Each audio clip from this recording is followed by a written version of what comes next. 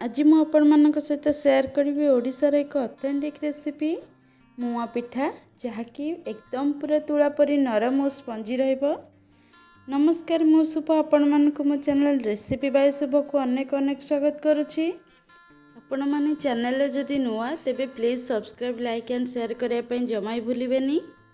तो प्रथम मुझे दुईटी अलग अलग जगह बिरी चाउल को नहीं जाइए। एठी मु बिरी 2 कप नहीं और चाउल 4 कप नहीं। आपण जेतिकी सब बेले बिरी को नेबे तार डबल सब बेले चाउल को नेबे। एबे आमे बिरी चाउल को भल भाबे धोई नेबा। एठी देखंतु बिरी और चाउल को भल भाबे धोई नेछि। एबे बिरी रे और चाउल रे पानी दे देबा। बिरी रे बिरी जेतिकी तार डबल पानी देबा। आउ चाउल रु टिके ऊपर को पानी देले चलिबो। एबे ताको ओवरनाइट हो किंबा 8 रु 10 घंटा एमिति बतुरेई देबे। इठी देखंतु हमर बिरी चाउल भल भाबे बतुरी जाइछि। ताको मु आउ थरे धोई नेछि। एबे सेथिरे अल्प पानी देई अलग अलग करके बाटी नेबा। देखंतु एमिति तापरे बिरी को अलग भाबरे आमे विस्कर साहाय्य रे हो किंबा हाथ साहाय्य रे हो फेणे नेबा बा फ्लफी कर देबा। एठी मु बिरी को 10 रु 15 मिनिट गोटे डायरेक्शन रे फेणे नेछि।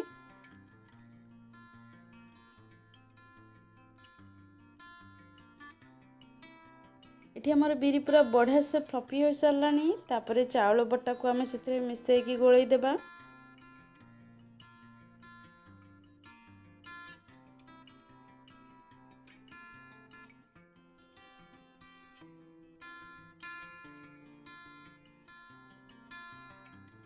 कंसिस्टेंसी एठी हमर इडली रे बैटर परी रहिबो। तापरे गोटे थाली घोड़े ताको 8 रु 10 घंटा एमिति रखी देबा। एबे मुआ पई आमे पूरा को प्रस्तुत करनेबा। ता पई एठी मु नडिया किछि काटिकी नै जाइछि, 2टा गुजराती और किछि गोलमरिच को नैछि। तापरे गोटे छोट खंड अदा को नैछि। एबे आमे आको भलो की ग्राइंडिंग कर देबा। तापरे एठी मु पैन गरम करी सेथरे 2 चम्मच गुड़ को नैछि। नडिया अनुसार मु एठी गुड़ को नैछि। नडिया जेहेतु मु गोटे कप नैथिली सेथि पई 2 चम्मच गुड़ को नौछि। आजकरे आपण चीनी मध्ये यूज करि परिबे। जेहेतु एटा ओडिसा रो गोटे ऑथेंटिक रेसिपी तेणु मु चीनी बदल गुड़ को यूज करछि। तापरे नडिया कोरा को एठी देई 5 मिनिट भलो भाबे मिसई देबा। बेसी भाजिबा जमा भी दरकार नाही। सेथरे जेमिति मॉइस्चर थिबो खाली मिसई देले भी चलिबो।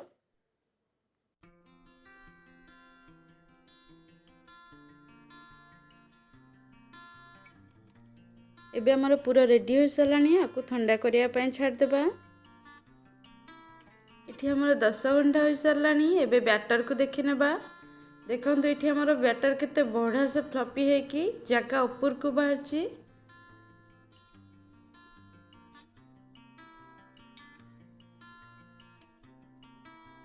हमर बैटर एठी मु आधा काढी नौची। हमर जत्तिकी दरकार बैटर हम यूज करिबा।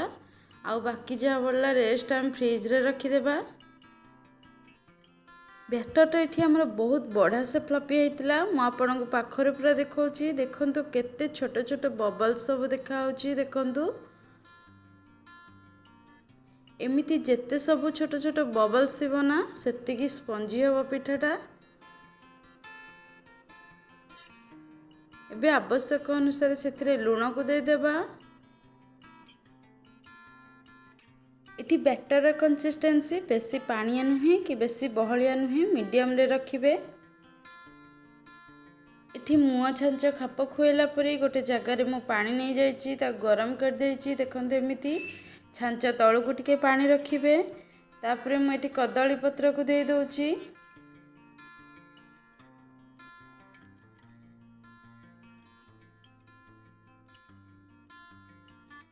कदली पत्र साइज रे दे साला परे प्रथमे गोटे लेयर आमे बैटर को देबा।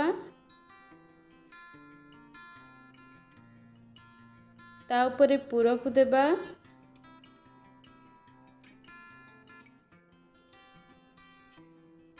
तापरे पुणी थरे आउ एक लेयर बैटर को देबा।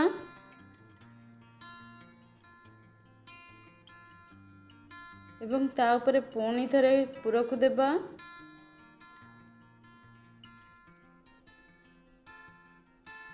ଏବେ ଆମେ 15-20 ମିନିଟ୍ ଆକୁ ମିडिୟମ୍ फ्लेम्रे सिझाक छाड़देबा।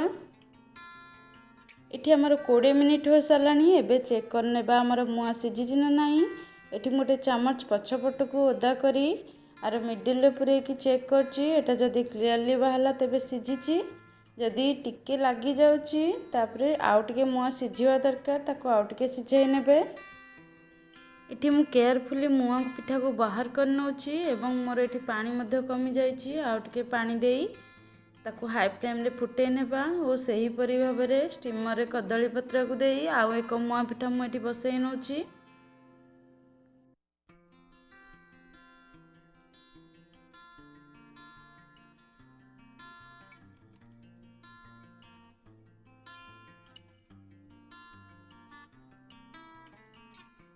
इठी मोर मुआ पिठा दुईटी रेडी हो जाइछि। जदि आपण मानकु मो रेसिपी सब भल लागुथाए तेबे please subscribe, like and share करिया पय जमा भूलिबेनी।